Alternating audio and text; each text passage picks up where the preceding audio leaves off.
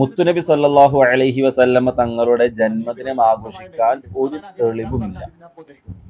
ഈ വീഡിയോ നിങ്ങൾ ശ്രദ്ധിക്കണേ. നബിദിനത്തിന് പറ്റൂലാന്ന് തെളിവുണ്ട്. ഹദീസുകളിൽ വ്യക്തമായ നെഹിയുണ്ട്. ഉസ്താദ് ഹദീസ് ഇല്ല എന്ന് പറഞ്ഞ ഹദീസിനെ ഉദ്ധരിക്കും. ജന്മദിനാഘോഷത്തെ നിരാകരിച്ചുകൊണ്ട് നെഹി ചെയ്തുകൊണ്ട് ഹദീസ് ഉണ്ട്, വ്യക്തമായ ഹദീസ്. അതന്നെ, ജന്മദിനാഘോഷത്തിനെതിരെ ഹദീസ് ഉണ്ട്. ആഘോഷിക്കരുത്, ജന്മദിനം ആഘോഷിക്കരുത്. മുത്തുനബിയുടെ തന്നെ, മറ്റുള്ളവരുടെ പറയണ്ടല്ലോ. ഫല്യഫ്റഹു എന്ന് പറഞ്ഞാൽ ഫല്യഫ്റഹു എന്ന് പറഞ്ഞാൽ ജന്മദിനം ആഘോഷിക്കുന്നല്ലോ അതിന്റെ അർത്ഥം. ഫല്യഫ്റഹു എന്ന് പറഞ്ഞാൽ ടെൻഷൻ ആയിരിക്കുന്ന സന്തോഷിക്കൂ. അത് ഖുർആനല്ലേ? ജന്മദിനം ആഘോഷിക്കുമ്പോ അതൊരു വിദഗ്ധാണല്ലോ എന്ന് മനസ്സിലാക്കിയിട്ട് അതിനെ എതിർത്തുകൊണ്ട് സന്തോഷിക്കൂ. അങ്ങനെ ജന്മദിനം ആഘോഷിക്കുക. അള്ളാഹുവിന്റെ റഹ്മത്ത് കൊണ്ട്, അള്ളാഹുവിന്റെ നബിദിനം, അങ്ങനെ അല്ല, നബിദിനത്തെ അള്ളാഹുവിന്റെ നബിദിനം അല്ല, ശരിയാവും. ഈ റഹ്മത്ത് ഫضل എന്ന രണ്ടെണ്ണം കൊണ്ട് നിങ്ങൾ സന്തോഷിക്കുക. റഹ്മത്ത് കൊണ്ട് നിങ്ങൾ സന്തോഷിക്കുക.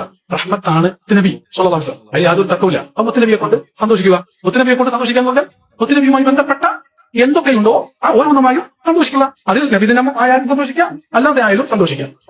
എതിർത്തുള്ള ഹദീസ് ഉസ്താദിന് വലിയ ഹദീസ് കേൾക്കാനുള്ള പോലുണ്ട്. അപ്പോ ഫല്യഫ്റഹു എന്ന് പറഞ്ഞ ആ ഫറഹിന്റെ ഉമൂമിൽ നിന്ന് ജന്മദിന ആഘോഷത്തെ ഒഴിവാക്കണം. കാരണം ഹദീസിൽ നഹി വന്നിട്ടുണ്ട്. എന്താണ് ആ നഹിയോട്? ഈ സ്വഹീഹ് മുസ്ലിമിന്റെ വ്യക്തമായ ഹദീസിൽ കാണാം, തിങ്കളാഴ്ചത്തെ നോമ്പിനെ കുറിച്ച് മുത്തുനബിയോട് ചോദിക്കപ്പെട്ടു. അപ്പൊ അവിടുന്ന് പറഞ്ഞു ഫീഹി ഉലിത്തു. അവന്റെ കാരണം, ഞാൻ ജനിച്ചതിന്റെ പേരിൽ നിങ്ങൾ എന്താ ചെയ്യേണ്ടത്? ആഘോഷിക്കണം എന്നല്ല, ആഘോഷത്തിന്റെ നിരാകരണമായ നോമ്പാണ് നിങ്ങൾ ചെയ്യേണ്ടത്. അപ്പൊ അൽ അംറു ബി ശൈഇൻ നഹ്യുൻ അനിൽ ഇദ്ദിഹി. അപ്പൊ നോമ്പ് നോൽക്കൂ എന്നുള്ള കൽപ്പന അതിന്റെ ഓപ്പോസിറ്റ് കൊണ്ടുള്ള നഹിയാണ്. അപ്പൊ ഒരിക്കലും നോമ്പും ആഘോഷവും ഒത്തുപോകില്ല. റബീഉൽ 12 അല്ല ഹദീസിലുണ്ട്. ജന്മദിനം ആഘോഷിക്കരുത് എന്നാണ് ഹദീസിലുള്ളത്. റബീഉൽ 12 പറ്റി അല്ല ഹദീസിലുള്ളത്. റബീഉൽ 12 എന്നുള്ള പരാമർശം ഹദീസിലില്ല. പിന്നുള്ളത് തിങ്കളാഴ്ചയെ കുറിച്ചുണ്ട്. അത് നബിദിനവുമായിട്ട് ബന്ധപ്പെട്ടതാണ്. ജനിച്ച ദിവസം, ജനിച്ച ദിവസം എന്നൊക്കെ കാണല്ലോ. ഇവിടുത്തെ പ്രശ്നം ആഘോഷിക്കാൻ പാടില്ലാന്ന് പറഞ്ഞിട്ട് ആഘോഷിക്കാൻ പാടില്ല എന്ന് കിട്ടിയത് നോമ്പ് നോൽക്കൂ എന്നുള്ള കൽപ്പന വന്നതുകൊണ്ട്. കാരണം നോമ്പ് നോറ്റ പിന്നെ എന്താ ആഘോഷം? ഫുഡടിക്കാതെ എന്താ ആഘോഷം? അതാണ് ഈ വഹാബിസം. ഇവിടെയാണ് അതിന്റെ പ്രശ്നം. ഫുഡിങ്ങട്ട് വന്നില്ല ഇവർക്ക് ആഘോഷം ആവൂല. അതൊരു പോയിന്റാ. അല്ല, ഞാൻ ചോദിക്കുന്നത് ആബിദീങ്ങൾ അവിടെയാണ് വിഷയം കിടക്കുന്നതാണ്. നമ്മളെ മേത്ത് കിടും വിഷയം. അതാണ് അതിന്റെ പോയിന്റ്. കൂട്ടിയില്ലെങ്കിൽ പിന്നെ, അതായത് നോമ്പ് എന്ന് പറയുന്നത് ഭക്ഷണം ഒഴിവാക്കാൻ പറയാനല്ലേ. ഭക്ഷണം കഴിക്കാതെ പിന്നെന്താ ആഘോഷം?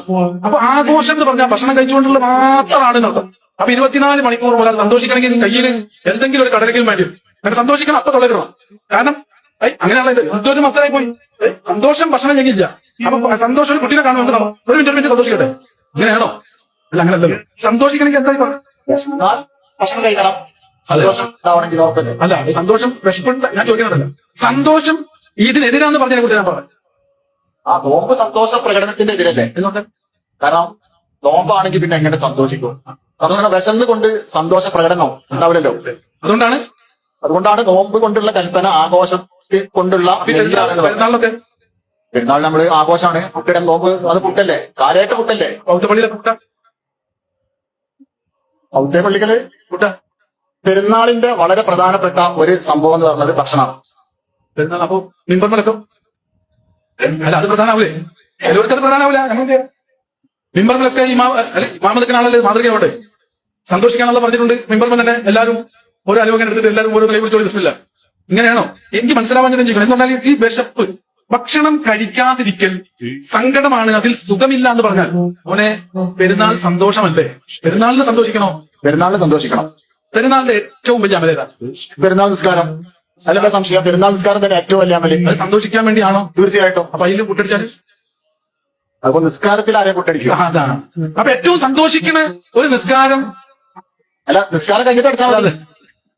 ശരി, ഞാൻ പറഞ്ഞത് നിസ്കാരത്തിലാണോ പുട്ടടിക്കുന്നത് വേറെ കാര്യം. നമ്മുടെ വിഷയം പെരുന്നാളിന് സന്തോഷിക്കണം. സന്തോഷിക്കാൻ പറഞ്ഞ പെരുന്നാളിന് ഏറ്റവും വലിയ സന്തോഷം നിസ്കാരമാണ്. ഏറ്റവും വലിയ ആഘോഷം പെരുന്നാളിന് പെരുന്നാൾ നിസ്കാരമാണ്. ആ പെരുന്നാൾ നിസ്കാരം സന്തോഷിക്കാൻ വേണ്ടി വെക്കപ്പെട്ടതാണ്. അതിനൊരു തുള്ളി വെള്ളം കുടിക്കാൻ പറ്റില്ല, ഒരു രക്ഷയില്ല. പിന്നെ വേറെ നോമ്പിന് നമുക്ക് വിശക്കുണ്ടെന്ന് ആരോടെങ്കിലും പറയാം, നിസ്കാരത്തിൽ അത് പറ്റില്ല.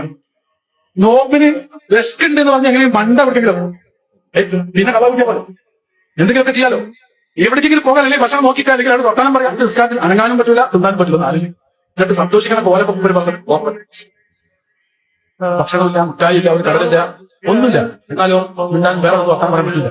ഇത് ഇത് ആഘോഷത്തിന്റെ ഭാഗമായി മുത്തുനബി പഠിപ്പിച്ചതാണെങ്കിൽ സ്വല്ലല്ലാഹു അലാ മുഹമ്മദ് അല്ല സല്ലല്ലാഹു മുഹമ്മദ് സ്വല്ലല്ലാഹു അലൈഹി വസല്ലം ഉടനാണ് നോമ്പ് നോൽക്കാൻ പറഞ്ഞത്. ഇനി അത് വിഷയം മാറ്റാനല്ല ഞാൻ സംസാരിക്കുന്നത്. ഇതെല്ലാവരും കൂടി ഇങ്ങനെ നോമ്പ് നോൽക്കാനല്ല പറഞ്ഞത്. അപ്പൊ സന്തോഷിക്കാൻ പാടില്ലല്ലോ എന്ന് വല്ലാതെ സൈക്കിളത്ത് കൂടുന്ന സമയത്ത് സാധാരണക്കാർക്കൊക്കെ ഇതൊക്കെ ഇങ്ങനെ കേൾക്കുമ്പോൾ ഒരുപാട് ഫലങ്ങൾ ഉണ്ട്. അതുകൊണ്ടാണ് ഇതേ ശൈലിയും ഞാൻ പ്രതികരിച്ചത്. അത് നിങ്ങൾക്കൊക്കെ കിതാബൊന്നും ഇല്ലാതെ തന്നെ അത് ഇത് മൗലവി പറഞ്ഞത് ഏതായാലും അത് ശരി. മിമ്പർമന്തും ഔത്തപ്പള്ളിക്കൊന്നും ഏതായാലും പുട്ടടിക്കൽ പെരുന്നാളില്ല. പക്ഷെ ഔത്തപ്പള്ളിയിൽ സന്തോഷമുണ്ട്, മിമ്പർമൽ സന്തോഷമുണ്ട്. കൈകെട്ടിയെന്നത് സന്തോഷത്തിന്റെ ഭാഗമാണ്. സന്തോഷിക്കുന്നത് തന്നെ നിസ്കരിക്കാൻ പള്ളിക്ക് പോയി എല്ലാവരും തെക്കിബിരിയിൽ നിസ്കരിച്ചിട്ടുമാണ് സന്തോഷിക്കുന്നതും. അപ്പൊ സന്തോഷം ഒരു ഇബാദത്തുമായി കണക്ട് ചെയ്യുന്നു. എനിക്ക് ഏറ്റവും സന്തോഷമുള്ളത് നിസ്കാരത്തിലാണെന്ന് മുത്തുനബി സ്വല്ലല്ലാഹു അലൈഹി വസല്ലം തങ്ങൾ പറയുന്നു. അപ്പൊ ഇത്ര സത്യത്തിൽ നോമ്പ് നോൽക്കാൻ ഞാൻ ജനിച്ച ദിവസം നിങ്ങൾ നോമ്പ് നോൽക്കണം എന്ന് പറഞ്ഞത് നോമ്പ് നോൽക്കണം ടെൻഷൻ ആവണം എന്ന് പറഞ്ഞ പോലെ തോന്നിപ്പോകും. നോമ്പ് നോറ്റ് നിങ്ങൾ നന്ദി പ്രകടിപ്പിക്കണം എന്നാണ് പറഞ്ഞത്. നോമ്പെന്ന് പറയുന്ന ഒരു ഇബാദത്ത് കൊണ്ട് പടച്ച റബ്ബിന് നിങ്ങൾ നന്ദി ചെയ്യണം. എന്തുകൊണ്ട്? ഏറ്റവും വലിയ അനുഗ്രഹമായ മുത്തുനബി സ്വല്ലല്ലാഹു അലൈഹി വസല്ലം തങ്ങളെ അല്ലാഹു നിങ്ങൾക്ക് നൽകിയില്ലേ? അതിന് പടച്ച റബ്ബിന് നിങ്ങൾ സന്തോഷത്തോടെ തിരിച്ചു നന്ദി ചെയ്യണ്ടേ? ആ നന്ദി ചെയ്യാൻ അല്ലാഹുവിന്റെ മുമ്പിൽ അല്ലാഹുവിന് നന്ദി ചെയ്യാൻ എന്താ? ഇബാദത്ത് കൊണ്ട് നന്ദി ചെയ്യുക. ആ ഇബാദത്തിൽ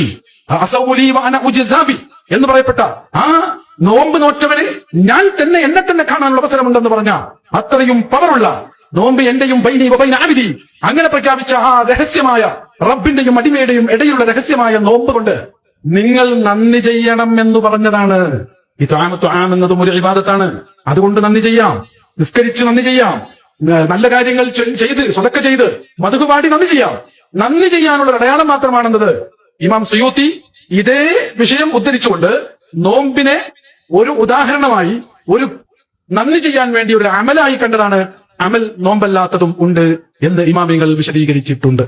സാധാരണക്കാർക്ക് മനസ്സിലാകുന്ന മറുപടി അല്ലാഹു സുബ്ഹാനഹു വ തആല നമുക്ക് കേട്ട് മനസ്സിലാക്കാനുള്ള തൗഫീഖ് നൽകി അനുഗ്രഹിക്കുമാറാകട്ടെ. അസ്സലാമു അലൈക്കും വറഹ്മത്തുള്ളാഹി.